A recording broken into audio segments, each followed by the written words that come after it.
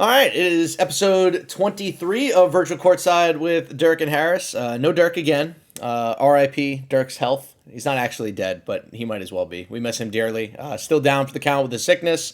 We will have him back, hopefully, for the turn, all healthy. But it is not just me solo tonight, thankfully. It's been a lot of me the past 2 days all over the NBA 2K League between articles and broadcasts of the pod. I'm done.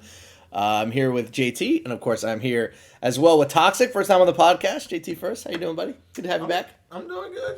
I'm making my second appearance, but I'm doing cool. I'm not sick.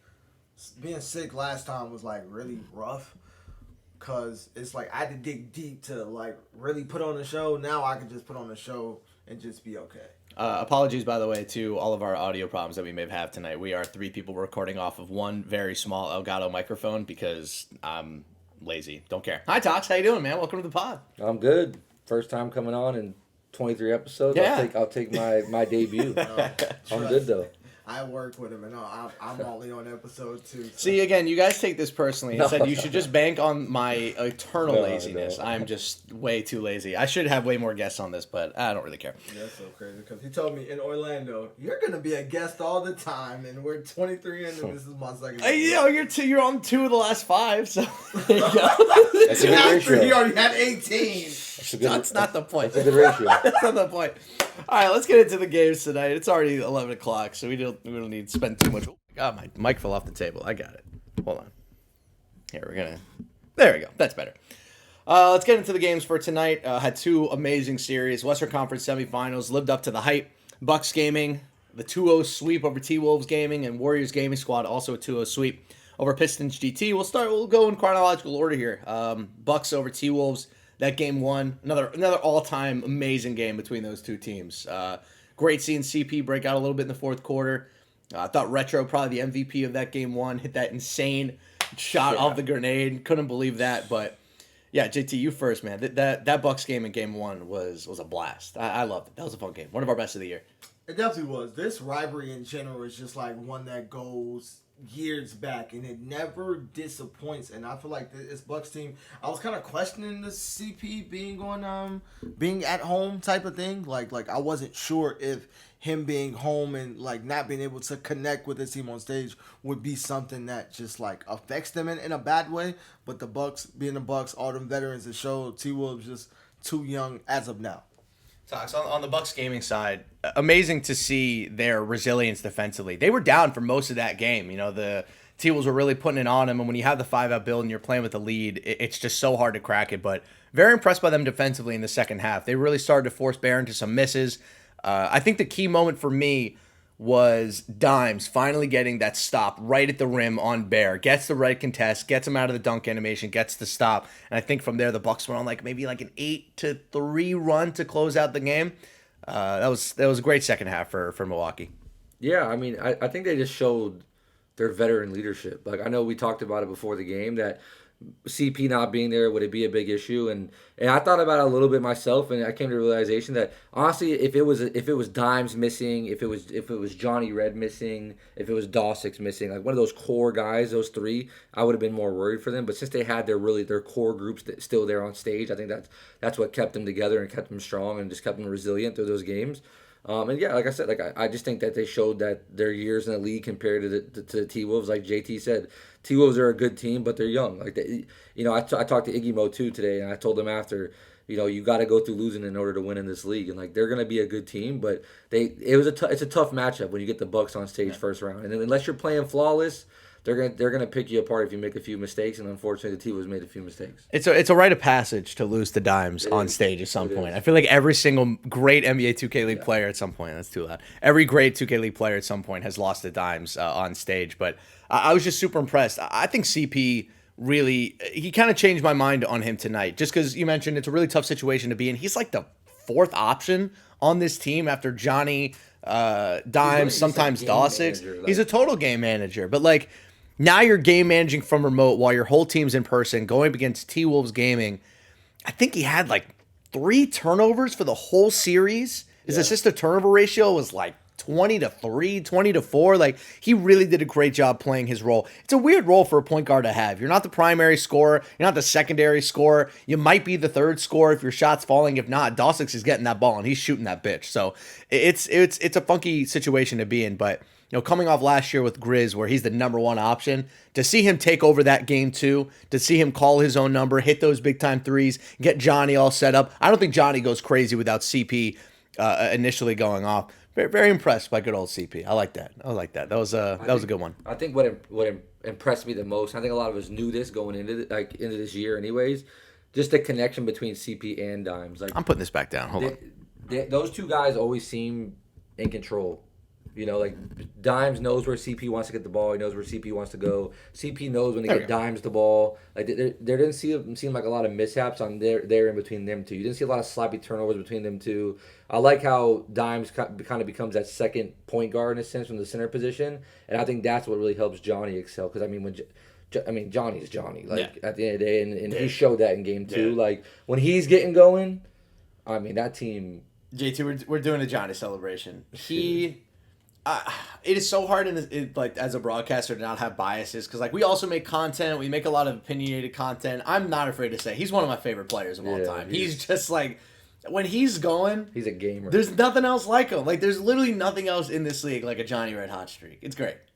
Yeah, I love him. I watch him and he's just I watched him go from a kid because I played him back when he was in high school. Yep. So when I go play him in high school and just watch his growth till now to where he's barely out of it, and he's one of the best in the world. Yeah. To be 20 or 21, whatever he is, and one of the best in the world, just in the league, and all greens, no whites, kind of a tweak, but it's he just loves the environment. He rises to the occasion. I watched him have 7 steals in the first half last year against the Wolves. That's ridiculous. He's not on lockdown. That's another thing too, though, that we don't talk about enough is he's such a good shooter.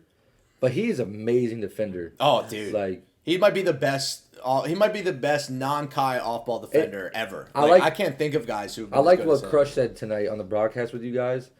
What makes them special is when they switch and you get Johnny on them, it's really not a mismatch. No, it's a lock. You're talking about an old defensive guy from Johnny. So you get away from Dawsix and there's Johnny. It's it's funny.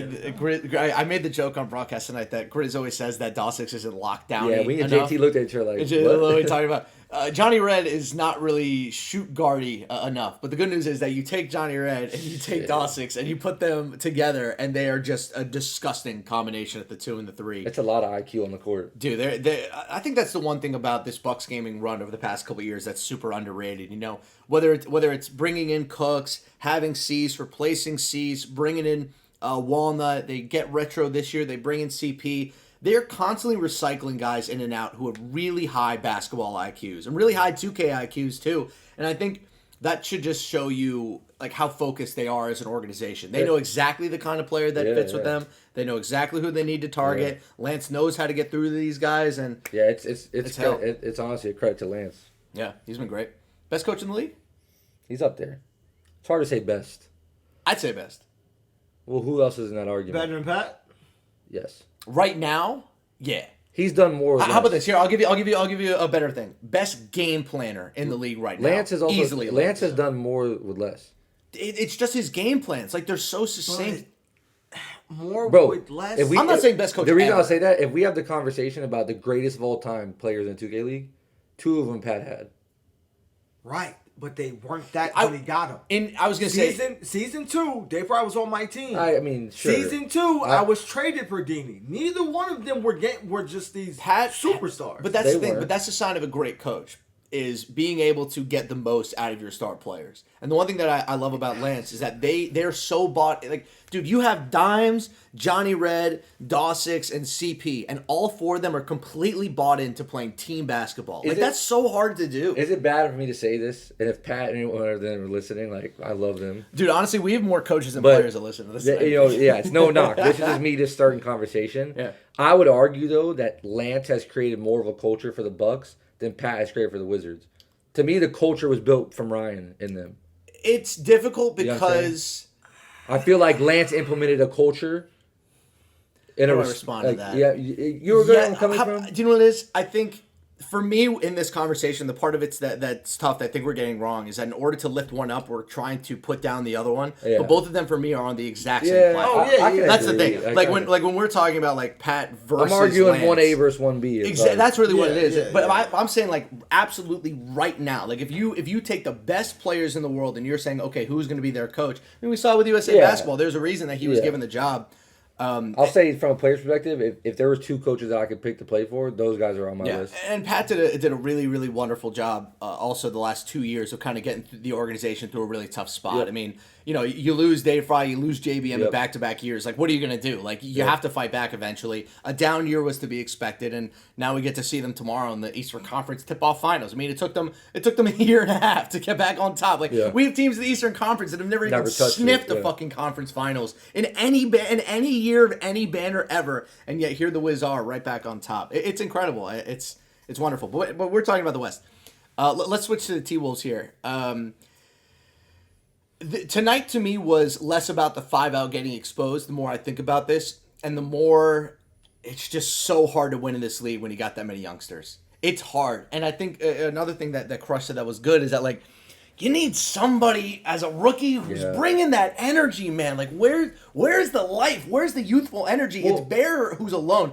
Who, by the way, I think Bear took the worst shot of his career tonight. I think that is literally the absolute worst shot out of 1,000 shots he's ever taken in his life. That was the worst. I agree with you that it's a bad shot, but it's one of those shots where if he makes it, we all praise him. But he'll never. It is hit a bad that shot. No, if he makes that, come on, wait. But that's the thing. But I agree. We all agreed it was a bad shot. But on that build, honestly, for me, he had been doing such an amazing job all night of just decision making. He was. And then at the biggest spot, he sees glory from 30 feet. It's like, Bear, that's not you. That's not your game. He's never been a deep three shooter. It was shocking.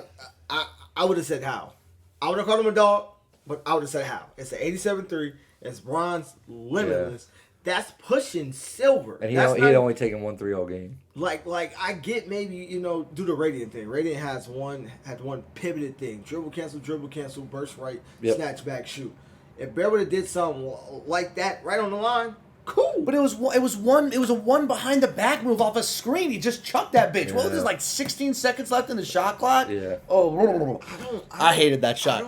I hated it. And honestly, do you know what the problem is? That one shot lost in the series because he was not the same player in game 2 after he missed that shot. He was checked because he knew he fucked. It's funny because he knew. After the series, I was walking by and I heard him talking to some of the players, and he was like, "It's on me. I should have been way more aggressive game 2. I wasn't being aggressive." No, because he and this is the one knock on Bear that I've always had is that when he has bad games, it's really hard for him to respond the next game. He gets really tentative. He starts thinking too much. He starts giving the ball to other people that don't look comfortable with it. That game 2, they needed him more in game 2 than they did in game 1. I thought all the youngsters in game 1 played great. And game 2, they're like, all right, Bear, we need you to take us home. And he's like, give it the ball to Tutok. Hey, here's Range getting the ball on the, he hit so many layups. I was also a little surprised. Like, you guys were saying, and Crush mentioned, like, where's the energy guy, right? Yeah. Like, I was surprised that Bear wasn't the energy guy in game 1. Because I feel like him getting up and get going, you would have seen some of the rookies get up and go, you know what I mean? And we really didn't see that from him when he was having a great game. Yeah. Really. I mean, he was 13-16. That's the one thing. Like, the one real big-time weakness and concern I had about Tutok when he was coming out of the draft is that... He's reserved. It's not even the reserve thing. It's I'm not even going to accuse him of not caring, because he absolutely cares. But sometimes that nonchalant attitude, when your team needs you the most, it is deadly to the rest of the roster. And he's the shooting guard. And sometimes you need your shooting guard to bring the energy. I mean, you saw Johnny tonight on the other side. He lifted that whole team in that second game. The T-Wolves came back in that game. It was really close. And then Johnny's like, all right, this is over. He starts getting up. He's screaming to people. And I talked last night about how there's just nothing in this league like having a point guard that just absolutely dominates the other team. The role of the shooting guard, if your point guard is down, is to lift the entire team. That's the responsibility of 2 guards. That's what's happened the past 2-3 years. 2 guards have gone from, oh, this nice little sharpshooter, wow, you hit a 3, that's cute, to, dude, you need to win us the game. And respectfully to Tutok, they needed him to win them that game in game 2. He's the number 2 pick. He's one of the best shooting guard prospects we've ever had. And his kind of nonchalant, tentative attitude in those kinds of games, man, that was concerning. Like, that was a little concerning. I know that's just his personality. That's totally fine. I'm never going to criticize a man for going up to their personality, but Sometimes you got to get out of body a little bit. Yeah. Sometimes you gotta find that extra energy. You got to find that extra stroke. And, you know, you don't want to be fake about it, but there's realness in all of us. Everybody has that passion deep down somewhere. You got to show it a little bit. Yeah, but like you said, can't be fake. And I feel like it would be fake for him. I don't think it was an energy thing. I feel like it was more of like a focus thing. Like I feel like the bag he has just in shot creating isn't big enough. Yeah. I feel like he left rights a lot. Like I rarely see him burst. He's more of a traditional sharp. Right, like, right. A pure sharp. Well, kind of I player. don't even know if I say pure sharp. He's a traditional shooting guard, and I think he's being played in a weird spot as a 5-out shooting guard. Like we see it with Beast Move, right? Beast Move is a great 5-out shooting guard because all he wants to do is catch and shoot. He wants to catch and shoot. He wants to catch and shoot in the mid range. Wants to catch and shoot for threes. Wants to catch and shoot in transition. That's his game. That's not Tupac's game. Tupac's game is breaking you down off the dribble, spreading the floor, getting to the cup, hitting threes off of momentum shots. Like, I'm not saying that they need to get away from the 5-out, but tonight was the night where they're going to watch a lot of film on that series. They're going to be smacking themselves because this series was there for them to win. They could have beaten this Bucks team, and they just didn't have the juice. They didn't have it tonight. They didn't have it. They were running on fumes. And Yeah, I mean, I think the next time we see him on stage, they'll be a lot better. Personally, yes, agreed. I think both Like those Polo young was guys. quiet. Where's the Iggy Mo energy? I also think like your number 2 overall pick and your number 5 overall pick will play much better next time. I thought Iggy Mo was great. I thought he offensively. was not good on defense. Oh, Yeah. I'm glad you were very. Like he can. Yes. Listen, there's no doubt in my mind like Iggy Mo can shoot, but like when you get to this level and you're trying to make a tournament finals, you got to bring it. You got to bring it on both ends. And like Yeah. for you to be in the PNR, like that one jump we saw in game 1, like it just those type of things just can't happen. It can't happen. And like he's too good of a player to have those type of mental lapses. I will say, I think that the best thing for Iggy Mo coming out of that game is the fact that there will never be a better game for him to watch on film to improve. yeah. Because CP and Dimes is about as good of a pick and roll point guard center combo as you'll find in the world right now. And for Iggy Mo, hey, if there's ever a chance to learn, it's now. You won $10,000 as a team. You got the 10 extra points for your team. They're up to 70 points on the year. They're probably locked in already to make the playoffs. Yep. Go watch your film. Go lick your wounds. Go figure it out and come back for the turn and do the same thing again. Like Yep. I'm not concerned about the T-Wolves. If anything, as you always say, JT, sometimes it's good to lose early. That's what it feels like for me with 100%. this team. It's good for them to not good for them to lose. You never want to lose, but if they were gonna, might as well be now to an insanely good Bucks team that they're gonna play again. No question about it. They're definitely gonna play the Bucks again. They might even do it during group stage. So we'll see. I just don't know if in the turn, if they make bracket play, we see something different on stage. They know what the stage is already. They were up 2-0 on the damn Lakers. They were up 2-0 on Kyle. And they blew it. Yeah. They blew it. And then they came on stage. There was no difference in energy. It was no difference in presence. It's either in you or it's not. It either makes you rise or makes you fall. I was a little shocked to see Range being so tentative energy-wise on stage. I think it's because CP wasn't there. And when you're at lockdown, your number one target energy-wise is the other team's point guard. And for him to not even be there, like what, he's going to stand up and start yelling at Johnny, who's cooking their off-ball The defenders person the who whole was talking game? trash the most was Dostick. Yeah, dude, Dossix was not happy about about the slasher bill tonight, dude. He was grilling Bear on all those foul calls. He's like, that was bullshit. How did you get that foul? You suck. Your build's so OP. It was so funny. But yeah, Bucks game, we get the 2-0 win. Great win for the bad Bucks, man. And now a rematch with the Dubs. Let's go on to that series because, man, Surprised, but not surprised. I'm just gonna come out and say it. That's the best goddamn 2K team I've ever seen. I like when they're I mean, at their best. I've never seen to anybody me, they're better. they're up there with that Raptors team. That is the best team I've Like seen when just, they're playing. just well. like performance wise. I've never seen a team with like a the ceiling undefeated like this. Raptors was super impressive, but They like, can drop 100 and hold any team to 50 any single game. It is unbelievable. I've never seen anything like it. Even that Yeah. Raptors team season 3. All respect to them. I don't want to put like an asterisk. I mean, that was next to the their best shooting accomplishment. team I'd ever It's the best seen in shooting my team of all time. They never played on stage. no. Wiz season 3 won the title. Never played on stage. Yeah. Even that Wiz season 4 team. Obviously, they played on stage when we were in Dallas. That whole season, they were never played on stage. This Warriors team is probably going to win the tip-off on stage. They might win the turn on stage, and they might win the title for back-to-back years on stage. Goddamn! What do you do? Now, You know what, If you're they do Coach that, JT. they might be the best You're of Coach all JT. How the fuck do you stop this Warriors team? If you don't give me a good answer, you're fired. It's literally Oh, you're step fired. one. It's who he compared him to. It's the Raptors. Slow the fucking game down. Yeah. Maintain tempo. Maintain pace. I don't think Don't that turn the works. How? I does think it? they're the best half-court defense in the league, and I think if you slow them down, they're gonna beat your ass. I think the only way to beat them is You gotta turn them over. I don't know. yes. I think the I think- only yeah, I way think that it you is. can beat them You is got to to turn them over, and you got to guess shut what? that, and you got to guard the 3-point line against them. But they have CB13 and Mama, two of the know. best non-turnover guards in the history of the league. Like, what the fuck are you supposed to do? The thing that scares me What a do you little do? bit with that team is they looked so good today, and a lot of that, yes, their defense is great, no question, and like that's like I said in day one, like I think defense is going to travel, and these guys are just too good of players and I have good defense. My worry is, can Keena give you what Keena gave you today all the time? Obviously not 50, but can he give you the production of the 25-30, you know what I'm saying, every time against the best teams on stage? Yeah. Do I think he can? Yes, but like to me that's the big crutch for them. I feel the same way about them as I feel like the real life Boston Celtics. I don't know how you beat them four Yeah, times exactly. in 7 games. Like, right? It's not beating them once. You have to beat them in a series in Yeah, order to it's take tough. them down. You have to beat them twice. It's tough. How do you beat them twice? Their offense doesn't scare me. It only scares How? me when you turn the ball Well, over. I mean, I I'm agree. telling They you, play the Really? Pistons. they're the better version of the season 3 Raptors. What? Dude, They're their the half better court But offense Pistons is insane. defense is bad.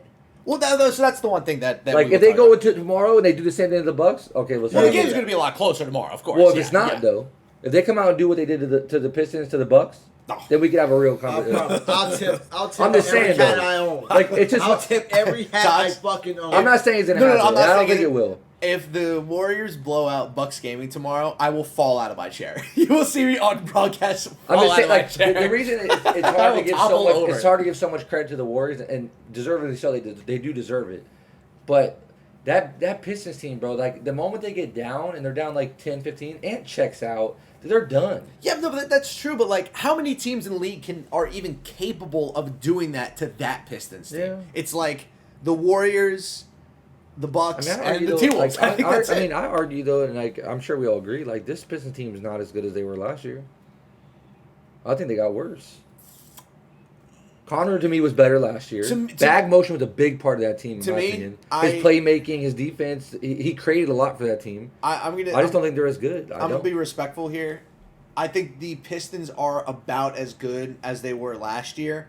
That team needs a trade. Like all right. The Jomar trade hasn't worked. Let's think about it. It didn't right? work. It's either they cut bait or their season's Let's over. think about it. Respectfully to Jomar, one of the all-time greats. It's just not happening. Let's think about it real quick. Last year's roster compared to this year's roster, they really got better at one position. I would say that Beast move. for me, this year's That's roster is better, but How? because I think I would take Beast Move over B Rich in this kind of Agreed. offense. I would take Mona over Ramo. I don't know if I can give you that. You would take Ramo on a popper over Mana? The dude's averaging almost a triple but I'm double. not, but I'm not, but my argument would be I don't know if this offense is what's going to get them to be good. For me, the biggest problem with this Sure, team... it's good for Ant. The biggest problem with this team was the same problem that they had in threes. And it's one of the things that I love about this league because defenses change all the time, offenses changes all the time. If you do not have a point of attack defender that can fuck up the other team's primary option, you're done. It's over. You might as well not even play 2K in this But league. like, why isn't Jomar on lock? He is. The problem with Jomar is that if you go back and even watch when they were on that tunnel vision run, they were doing all that stuff, he was kind of a point of attack defender. But that team switched around so much. They had Doug's playing center. They had Connor playing great. They ended on a ridiculous point guard build. Like, I don't think Jomar is a good point of attack defender. And I think Connor isn't either. These guys, that's why I think they're back ends. I hate that they lost bag motion. I liked it initially. I didn't realize that Jomar was such a bad ISO defender. He couldn't stay in front of Charlie for a second tonight. And no offense to CB13. He's not exactly what I'd call the deepest bag point guard I've ever seen. But that's off a switch.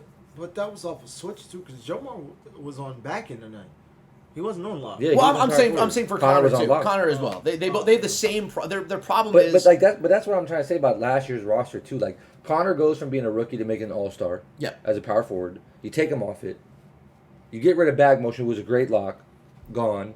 Then you bring, you know what I mean? I feel like they're not utilizing all the talent they really have. They're all playing to Ant's strengths, and he's not playing to any of their strengths. he also there's just something different about it this year with him. And I think we saw it during threes where, like, it's a real grind. And I don't want to say the grind of the league is getting to him, but, like, there's just... Do you know what it is? I don't want to accuse the Pistons of accomplished for winning the MVP? No. He knows. He knows this team. He knows that they don't really have that championship upside. And that's all he wants. He's won a threes title. He's won an MVP. He wants the fives title. But he knows. He knows that this team doesn't have it. Something crazy that I heard tonight. What? I'm curious of your guys' take on it. Supposedly, Ant had a sheet in front of his monitor of all the plays. Yeah. But, like, Dwan doesn't have that. That doesn't surprise me. Ant's been the coach of that team for 2 years now. But I mean, even when he got traded for don't you think it's like I don't know, from a player's perspective, like... Well, you played for Dwan. He's never really been like a call. No, I'm not saying he has, but this is no shot at Dwan or specifically Dwan, but, like, I think this, in my opinion, for a lot of teams, like, I kind of hate giving one guy so much power. Yeah, but he's also going to guarantee you playoffs every year. Like, even the ironic thing is that we're talking about this Pistons team like they suck. They don't. They're going to be the 4th seed in the West. Like, they're going to make the playoffs. But can it get you over the top? I think Ant can, but I don't think this roster can. They have to make a move. I almost feel like Ant can be his worst enemy sometimes. You know what I mean? I don't know. Sure. I would agree to that. I'll definitely agree to that. That's kind of how I feel. The Pistons are in a weird spot because they have to make a trade. They have to. There's no questions asked. Either they make a trade or in their your season's opinion, over. what is that move? Or an example. What is a lockdown on a troubled team that they could turn? Lawrence. Getting Lawrence would actually be I would pretty love badass. that. I'm not gonna lie. I think he's most underrated lock in the league. Man, bring Bag back from NBL. I wouldn't hate that either. I heard a small. I don't even think this is a real rumor. I actually wouldn't hate a Ubats trade. I've actually really liked how he's played this year. A random shout out for Ubats. Yeah, but, he's been solid. Yeah. But again, just on the last thing on this Warriors team, and then we'll get to the games tomorrow. I mentioned this to Frank on air tonight. I don't mean to glaze them too much, but it's so great as a content creator for this league. It's so great for a broadcaster in this league. These are the kinds of teams that I love. I love the best of the best teams. Like, it was great back in Season 5 calling that Bucks championship run. It was great last year calling the Warriors run when they were in the playoffs. Same with that Dukes Pistons series. I love calling the best of the best. I've always said I am biased towards our greatest players. I'll never even deny that I'm biased towards our best players. This team, I'm a covered 2K since 2019. This is the best team I've ever watched. When they're at their best and they're moving like that, I think they would put the Season 4 Wiz to shame. I think the Raptors couldn't keep up with them either. I think that this Warriors team, when they're at their best, is the best team I've ever seen. That's a tough. Yeah, I'm gonna say it. The only reason I'm the sorry. only reason it's hard for me to say that is because, like, Dave Fry is the biggest difference maker I've ever seen, in my opinion. Like, I've seen him do with people is just. If they win the title this year, then Cease is going to get a DPOY. Yeah. That's 2 championships for Cease back-to-back and a DPOY. You could argue at that point he might be the best defensive player ever, or at least having the best defensive run of any player ever. CB13 gets 2 titles, immediately puts himself in the argument for best point guard of all time. Mama gets 2 titles, puts himself in the conversation for best player of all time. He'll have an MVP. I mean, we have to put fucking Kenny Got Work in the conversation for best player ever. If he has 2 titles and an MVP and switched positions and has been amazing. Nay gets 2 titles back-to-back. It's just... First time since JBM. Dude, it's hard to, like, really rectify this team with the history books because they're on such an insane run. But, I don't know. Yep. I'm done glazing the Warriors. Let's talk about tomorrow's matchups.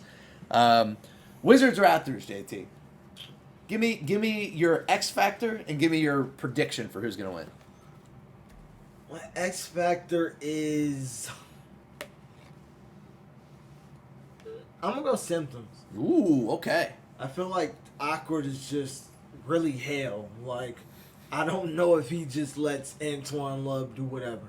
So I feel like, especially with them liking to have Benzo guard up top, if Symptoms can really exploit that, it can give the Wizards issues because they can't do that on the other end. B-Rich is not really about to exploit a mismatch. Like, if you're taking away his off balls, which the way Nick has been coaching, he's gonna have their plays damn near down to a science. He'll probably see one move and he'll be like, hey, look, they doing this here. Like the play where Benzo gets it like top right and B Rich should be right corner. That Fifi's coming every time. Every time. So it's just like that's my X factor for and prediction, that's so tough. 'Cause Yeah. I really It don't. is. It's a great series. I really don't. Going to be on an A know. stage for the whole time, playing for the hometown team. I really don't know. I can make arguments both ways, honestly. Make a prediction. That's Put the slasher mask on. Here, think about it. Tox. X Factor prediction. Yeah, I'll be honest. JT took mine with symptoms. I think that's a good one. I'll give you a different one, though. I'll go Benzo this time.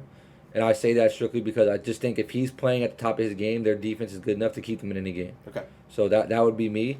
Man, like my heart tells me Raptors 2-1. Ooh. But okay. I'm gonna say the Wizards win 2-1. Wow, he flips it. Yeah. Oh, But wow. like I will say that my first thought is Raptors 2-1. But I Wow. think the Wizards will have the energy. I think if all can slow down Antoine Love, that I don't know if symptoms can give them enough to get over the top. So I'm gonna go Wiz 2-1. Back to your prediction, man. I'm gonna go with the team where I used to be the king of. I'm gonna go with this game. You call yourself the king, yet you abandoned me on the pod last night to lose in a fucking wager in your kingdom. First off, kingdom. First off, if you really needed me, I could have just came and did the pod and went back. But you never said that. Why would that's ridiculous? No, it's not. Yes, it is. It's a 4-block walk. Nah. It's just That would have been done. nothing. Can you imagine if he comes back here and does a podcast? Bye, JT. Go play your 2 a.m. wager. What are we, 18? I'm gonna be perfectly honest. That would have been Actually, smarter. you could have done that. Yes, because I was in You that couldn't get back in room. the building. Huh? Remember, you couldn't have got back in the building. No. I could have got the. Oh, you had to work around. Yeah. My bad. I forgot king of the building. My answer to you is we're too goddamn old for that shit. So. Oh no, I hear you, but I was also too goddamn old to be having a controller in my hand at 12 a.m. trying to get mid-range hotspots, and I'm dozing off, walking out of bounds, throwing full court shots, messing up my 3-point hotspots, and I'm throwing the full courts. I'm like, bro, I can't do this shit. Whizzing what? Prediction wise. I might shock you guys with my prediction. It sucks. It sucks, but sweep. Oh, you took Wow. mine. God damn. Sweep. Shit. Sweep partial because I know it's possible, but also partial because I need that Western Conference shit on stage. That's true. I like that. I'm gonna agree with JT. I got the Wiz in a sweep. I think the Knicks were a great matchup for the Raptors, right? Because their defense isn't set yet. The Raptors can kill you They're in the trying to half figure court. things out. JT's gonna go crazy, and I don't think that the Knicks have a lot of great off-ball defenders. They have Stick, but Brady and Malik are fine. They're not elite as they used to be anymore, and obviously the Feast Sick thing is kind of a mess right now. I like the Wiz in this matchup because I think they're a ridiculous matchup for them on the off-ball side. I don't think Symptoms is going to be able to go crazy because Benzo, B-Rich, and Nudini are all fantastic off the ball. Yep. I think if there's any lock in this league on stage that I trust to go toe-to-toe with Antoine Love, it's awkward. Because one thing about Antoine Love that is a little bit underrated, he's a loud guy on stage. And he's also huge. He's huge and he's loud, and he can be intimidating on stage. And he did that to the Knicks. He fucked with their heads big time. You got this large dude screaming at you, and it's like, what are you supposed to do? Awkward's going to scream right back and keep this team's energy going. And that was huge. I mean, the Knicks gave up. Like, Antoine Love killed the Knicks. They gave up. He killed them.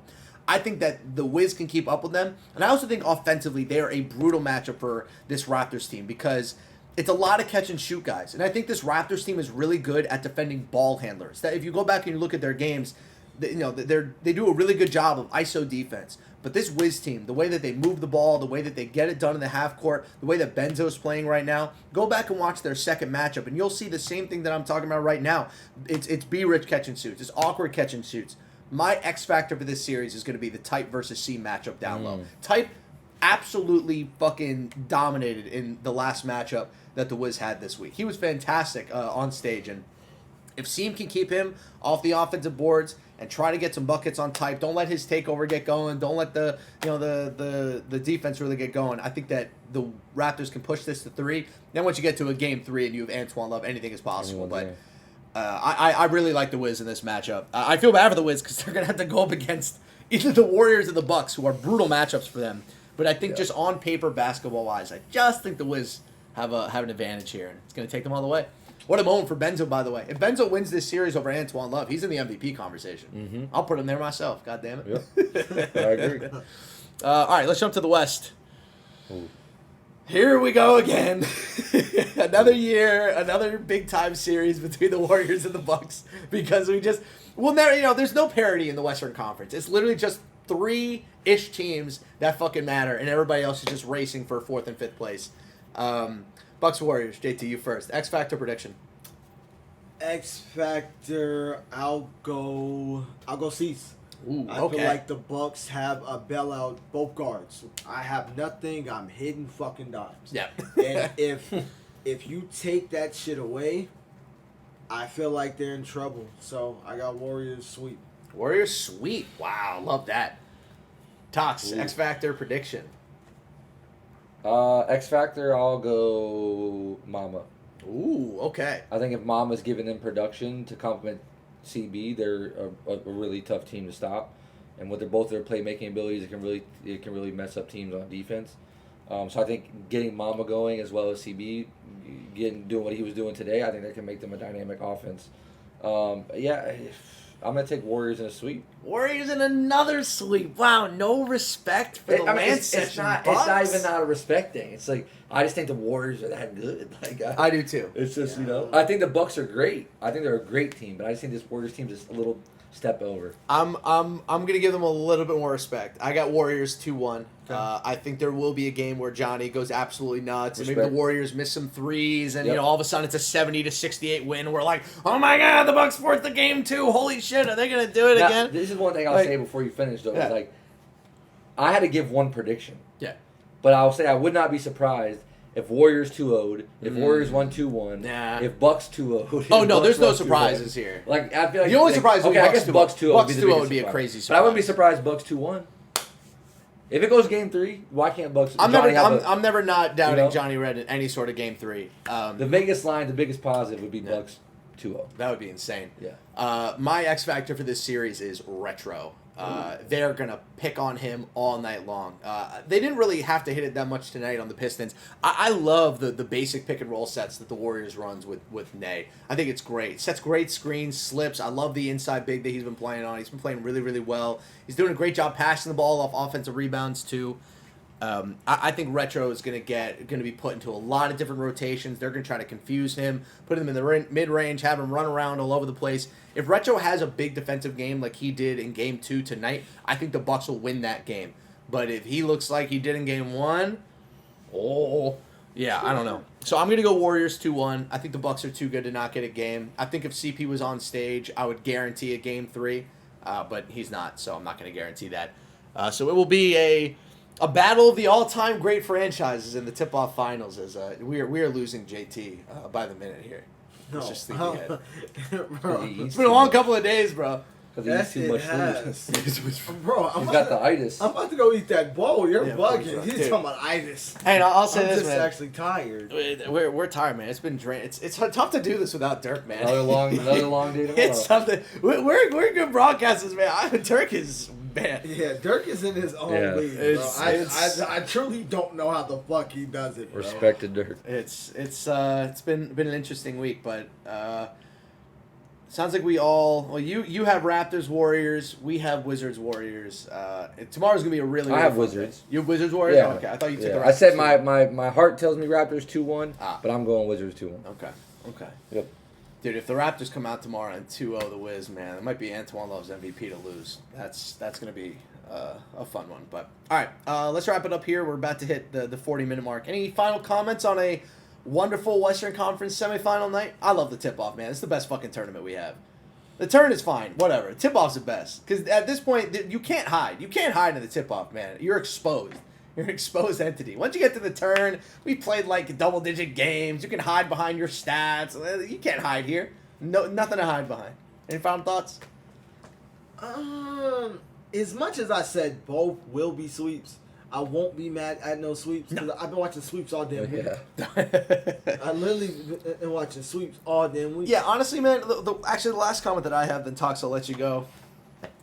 Bro, where's the fucking pride from the Pistons? Where's the defensive pride? Like they weren't even trying. Like they just gave up at in the third quarter. Like yeah, like you're losing, but like And where does that start? With who? It starts at the top. It starts at the end. 100%. Once he's checked, they fall in line. But to me, it's just like, come on. Like, the Warriors have beaten your fucking face in for 2 straight years, and you can't stand up on stage? Mama with the saw mask. God damn, like, where's Classic. the pride? Where's the pride? Watching literal theatrics and Classic. just being cool with it. Like, I don't know, though. It's this team, I feel like it's a big ensemble cast of buddies. It is. Like, It is, yeah. Like so it confuses me that it's this big ass ensemble of buddies. They have no chemistry. No chemistry. None. Don't look like they're having They're fun. They're also not the same Pistons team that was intimidating, that talked No. as trash. Ramo was a big part of That's that. my... Well, Ramo, sure, but like... And Ramo got a lot of that out of Connor. Nah, and Ant was part. It's not the same. To me, it's not. This is like, do you know who they are? Oh, I'm gonna burn them, and I'm sorry for saying this. Do you know who they are? They're the fucking Phoenix Suns. You got Katie and Booker, buddy. They bring in Bradley Beal, the DMV buddy from Kevin Durant, and they stink. That Suns team stinks. I don't hate They that. stunk this year. They couldn't defend. They have Yusuf Nurkic down low. He stinks. And the Suns stunk. And that's the Pistons this year. They're buddy with 3 big superstars, and they don't play defense. They have no pride. Where's the pride? This is the Western Conference. If you don't have defense, you lose. Everybody can score. The Warriors can score. The Bucks can score. The T-Wolves can score. You can score. The fucking Pacers can score. Play some defense. I don't hate Have that. some pride. Anyway, that's all I got. I don't hate that. Yeah, I mean, I'll say for me, final thoughts. It's been a fun first 2 days. It's neat to see some of these teams kind of take form and see what they can really be on stage and see who's kind of done well in remote and is struggling on stage, right? Like I think it shows a lot with these teams. I said it day one that these high scoring offensive teams from remote play, like it's just not transitioning over to stage. Like you're not scoring as much points, you're not hitting as many threes. Like these teams that have these veterans that know how to play defense and communicate well, they're showing out on top on stage, and I think that we're gonna see a lot more of that throughout the season. So we'll see. We got 2 final days with some good matchups. I think tomorrow's gonna be some sick matchups. It's gonna be crazy. I mean, I hate to say it, but I don't know. Once we get to Saturday, I don't know if anyone can knock off the West, but we'll find out. It's gonna be fun. Last comment, because Sleepy JT is about to pass out on us. No, I'm not. No analysis needed. I just want a numerical prediction from both of you. Day 1 of the turn, how many teams out of 25 show up playing 5 out? 1. 1? Wow. Okay. With the fourth space and slasher? Yeah. 6. 6? Ooh, that's a fat number. I like that. Do you know what? I'll go right in the middle. I'll say 3. I think more teams after this tournament. Well, I think I think 1's crazy because the T-Wolves and Pistons will never not play 5 out. They don't know how to play basketball. I can see the Pistons getting off of it. Oh, they don't know how to play basketball. That's not 5 out. That's ant ball. If It is ant Ant ball. ain't on the 5 out, bro, their season's over. If Ant comes out and he's on like a 3-point shot hunter. Anyway. All right, that's going to do it for Virtual Courtside. Appreciate everybody hanging out with us. We will have another episode tomorrow night after the East and Western Conference semifinals. The Wiz will be on stage. The Warriors will be on stage B. I heard from the guys tonight that stage B is actually pretty good. So we'll see what happens tomorrow. For Tox, for JT, we'll see you guys tomorrow. Peace. Adios.